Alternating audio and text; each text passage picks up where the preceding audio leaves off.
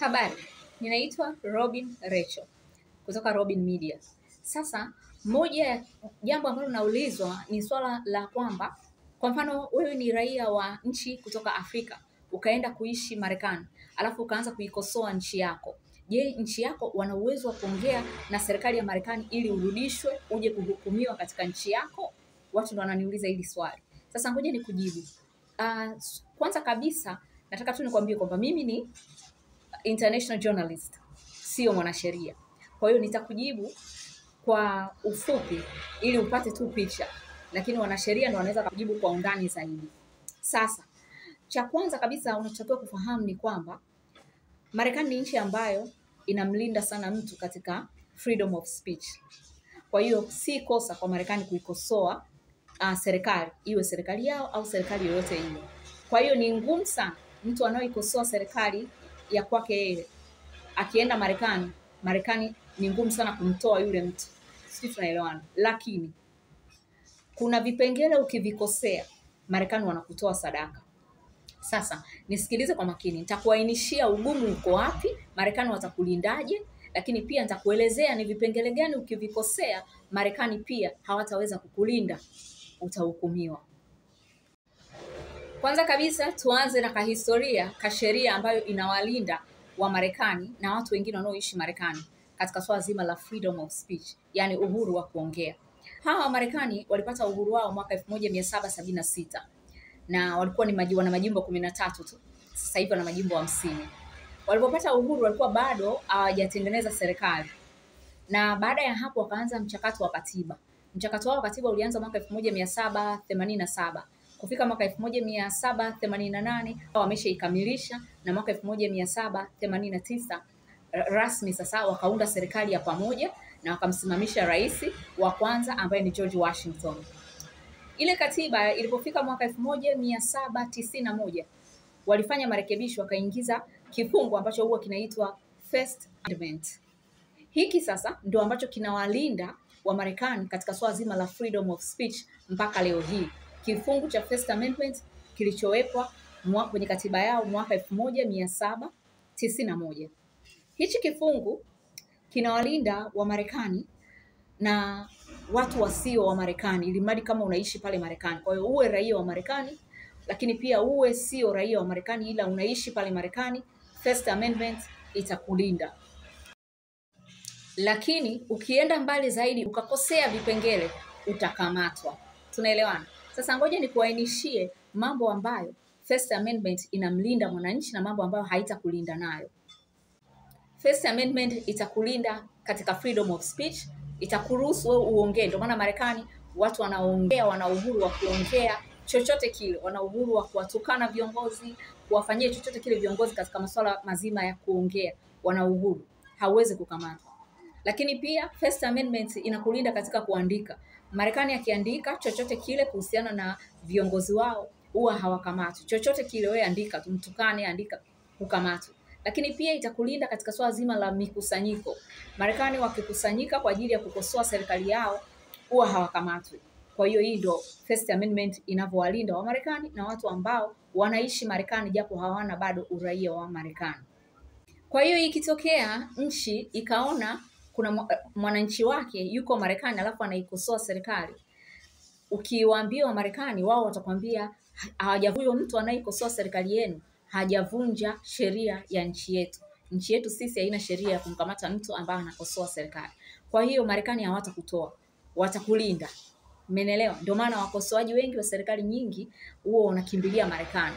Nchi nyingi huwa hazipendi serikali zao zikosolewe kwa sababu ya tamaduni tulizokulia. Mfano sisi wa Afrika hatuna freedom of speech kuanzia kwenye familia zetu.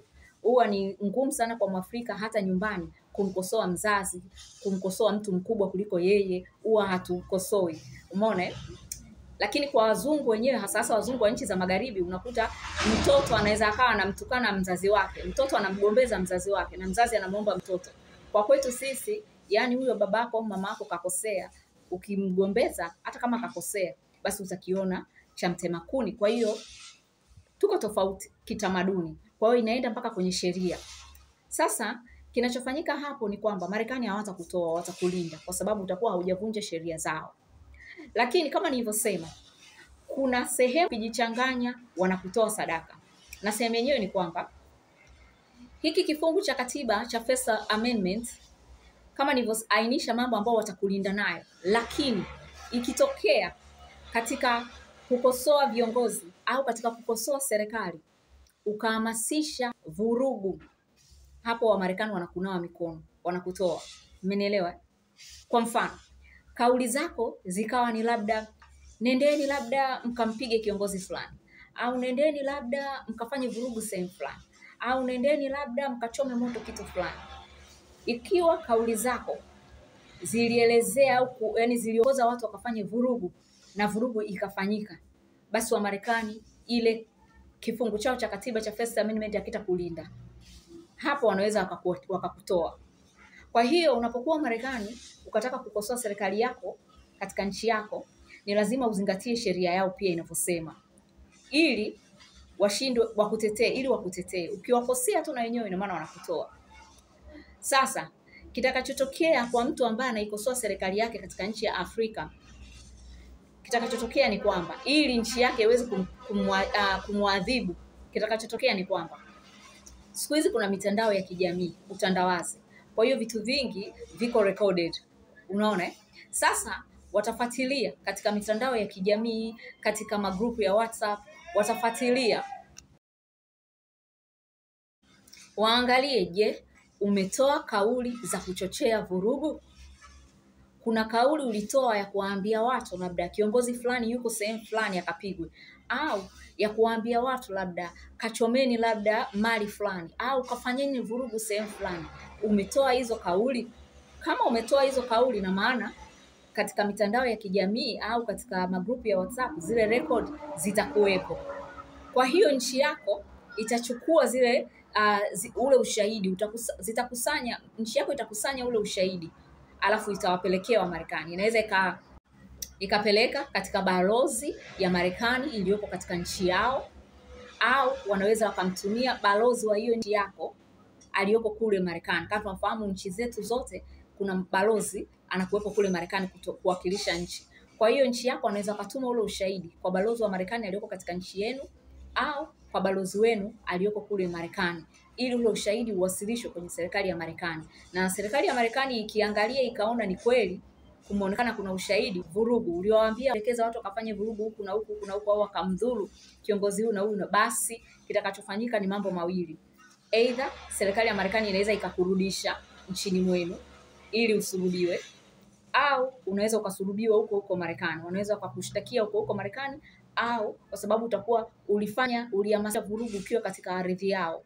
Kwa hiyo wanaweza wakakushtaki huko Marekani, au wanaweza wakakushtaki wakakurudisha ushtakiwe katika nchi yenu. Kwa hiyo haya ni mambo ya kisheria ambayo yanaweza yakafanyika, mtu akahukumiwa, lakini pia kama haujayatenda, ulikuwa tu unaongea na kuandika tu, kukosoa tu bila kuhamasisha vurugu, Marekani watakulinda mpaka mwisho. Wengi wanaojua hizi sheria ndio maana akitaka kukosoa serikali yake anaenda kukaa Marekani au katika nchi za washirika wa Marekani. Hawakosoi serikali wakiwa katika nchi zao. Wanakuwa wajanja, wanaondoka.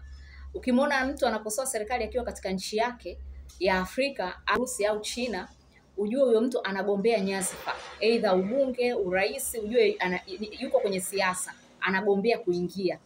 Lakini kama hagombei kuingia, wengi huwa wanakosoa serikali wakiwa nje, wanaenda kukaa kwenye nchi kama Marekani. Au mtu kama anagombea, sasa ndio maana anaikosoa serikali akiwepo umuhimu ndani ya nchi, anaihamisha familia yake, anaipeleka labda katika nchi za kama Marekani au kwa washirika wake, nchi za magharibi zenye sheria hii ambao wanaweza kumlinda.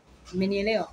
Kwa hiyo kama unataka kumuiga mtu aliyoko nje ya nchi, yuko Marekani anakosoa serikali, jua kabisa kwamba wewe huku kitakukuta kitu katika nchi yako, kwa sababu hakuna sheria itakayokulinda. Nchi zetu nyingi hazina sheria kama hiyo ya Marekani ya kulinda freedom of speech.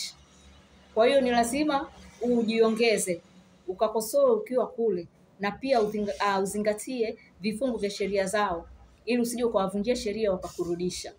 Mimi ninaitwa Robin Rachel, na usiache kusubscribe hapo chini katika YouTube channel yetu ili uendelee kupata videos kama hizi. Lakini nitakuja na video ya pili ambayo nitaelezea ni jinsi gani watu wanaweza wakatumia sasa umafia. Tena nitatoa mifano ya nchi